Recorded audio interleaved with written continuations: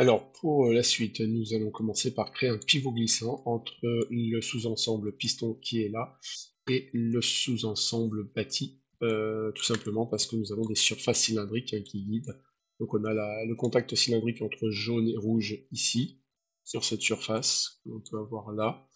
Alors, c'est une surface entre ça, et puis on a aussi une surface cylindrique ici. Là, voilà. Donc du coup, on va pouvoir créer un pivot glissant. Alors pour ça, là, on va déjà, on peut enlever les autres pièces qui nous dérangent. Donc on prend la barre qui est verte ici et on la glisse ici. Donc là, vous voyez, ça inhibe, hein, puisque là, il y a un petit carré noir, c'est que les pièces sont inhibées et on n'a que nos deux pièces. Ensuite, on va voir le sous-ensemble piston, on édite sa définition, et là on voit qu'il est en valeur par défaut. Donc évidemment, c'est pas ce qu'on veut, donc on va venir supprimer cette valeur par défaut.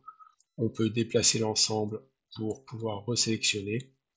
Et ensuite, je vais aller dans les liaisons et je vais aller dans pivot glissant. Donc dans pivot glissant, je vais sélectionner deux surfaces cylindriques, donc celle du piston et celle du bâti, qui sont ici. Là, je peux commencer à mettre le piston à peu près dans le bâti et on va voir par la suite comment on limite les amplitudes.